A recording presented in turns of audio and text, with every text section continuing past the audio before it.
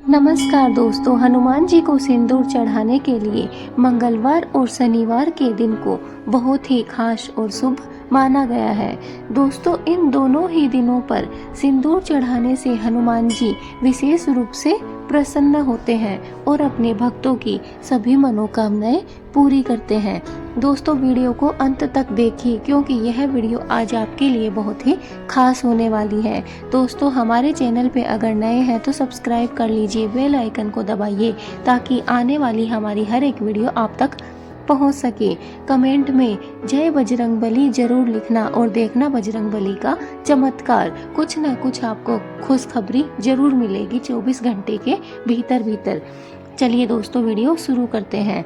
क्यों चढ़ाते हैं सिंदूर? पौराणिक कथा। दोस्तों, एक कथा के अनुसार माता सीता को सिंदूर लगाते हुए देखकर हनुमान जी ने इसका कारण पूछा। माता सीता ने बताया कि इससे प्रभु श्री राम की आयु लंबी होती है। यह सुनकर हनुमान जी ने भी अपने पूरे शरीर पर सिंदूर लगा लिया था ताकि प्रभु श्री राम हमेशा अमर हो जाएं। तभी से हनुमान जी को सिंदूर चढ़ाने की परंपरा चली आ रही है। शुभ फल।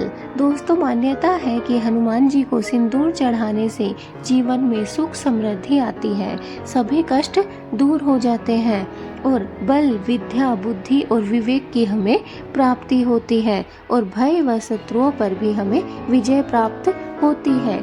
इसलिए हनुमान जी को सिंदूर चढ़ाया जाता है। यह हमारे लिए बहुत ही फायदेमंद है। सिंदूर चढ़ाने का तरीका चलिए जान लेते हैं कि सिंदूर कैसे चढ़ाएं। हनुमान जी को सिंदूर अर्पित करने को चूल्हा चढ़ाना भी कहा जाता है। इसे चढ़ाने का सही तरीका चलिए बताते हैं। नंबर 1, स्नान और वस्त्र। जी दोस्तों, सबसे पहले स्नान करके स्वच्छ हो जाइए। विशेषकर लाल रंग के वस्त्र आप धारण कर लीजिए। नंबर 2, अभिषेक।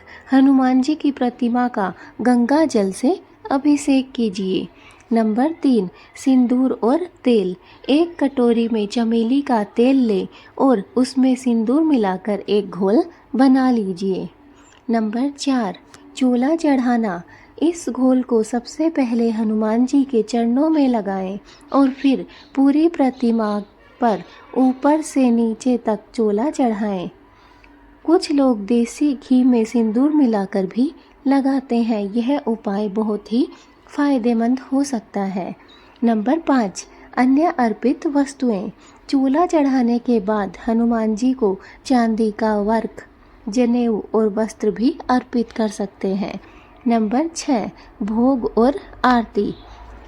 जी दोस्तों, उन्हें चने, गुड़, पान, सुपारी और बूंदी के लड्डू का भोग लगाएं, धूप दीप जलाएं और हनुमान चालीसा का पाठ करें। इसके बाद हनुमान जी की आरती भी गाएं।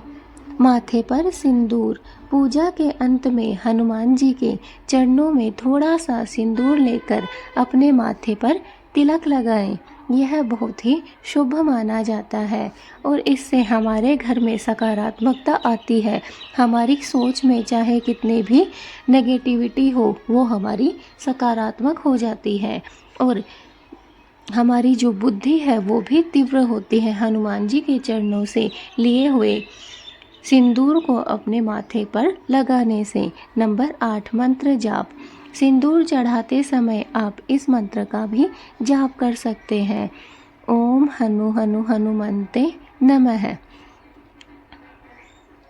दोस्तों, अब कुछ बातें हैं जिनका आपको विशेष रूप से ध्यान रखना चाहिए।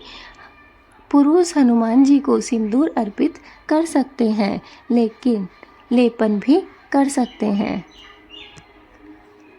परंतु महिलाओं को सीधे हनुमान जी को सिंदूर का लेप नहीं करना चाहिए। वे हनुमान जी के चरणों में सिंदूर अर्पित कर सकती हैं। दोस्तों, ये एक महत्वपूर्ण बात है, इसे आप ठीक से समझ लीजिए कि हनुमान जी को सिंदूर अर्पित कर सकते हैं सिर्फ और सिर्फ पुरुष, और वो उनका लेप भी कर सकते हैं। पैरों से सर तक का जो लेप है वो हनुमान जी के पुरुष कर सकते हैं। लेकिन दोस्तों, महिलाओं को सीधे हनुमान जी के सिंदूर का लेपन नहीं करना चाहिए। सिंदूर चढ़ाना अच्छी बात है, लेकिन सिंदूर का लेपन महिलाओं को नहीं करना चाहिए।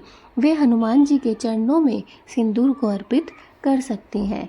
सिर्फ चरणों में ही महिलाएं सिंदूर चढ़ा सकती हैं। पूरे शरीर पर उनको लेपन नहीं करना है। दोस्तों, हनुमान जी को भगवान शिव का एकादश रुद्रावतार अर्थात 11वां रुद्र अवतार भी माना जाता है। वे बल, बुद्धि, विद्या और शौर्य के प्रतीक भी हैं। उन्हें चिरंजीवी भी कहा जाता है, जिसका अर्थ है कि वे अमर है और आज भी इस धरती पर विराजमान है। दोस्तों, संकट मोचन, उन्हें संकट मोचन भी कहा जाता है, क्योंकि वे अपने भक्तों के सभी संकटों और बाधाओं को दूर करते हैं। राम भक्त भी हनुमान जी की सबसे बड़ी पहचान है।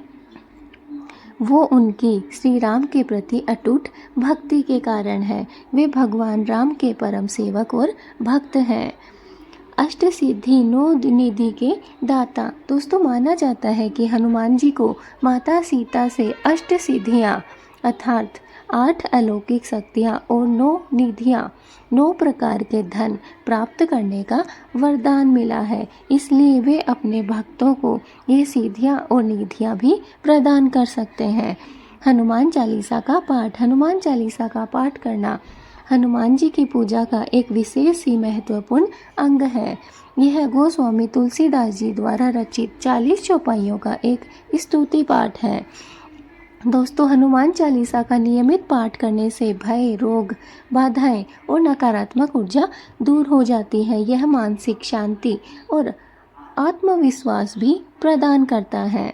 इसे किसी भी समय आप पढ़ सकते हैं, लेकिन मंगलवार या शनिवार और ब्रह्म मुहूर्त यानी कि सुबह 4 से 6 बजे के समय में पढ़ना विशेष ही फलदायी माना गया है। दोस्तों, वीडियो कैसी लग रही है? अगर अच्छी लग रही है तो लाइक ज़रूर कर दीजिए। कमेंट में जय बजरंगबली ज़रूर लिख दीजिए।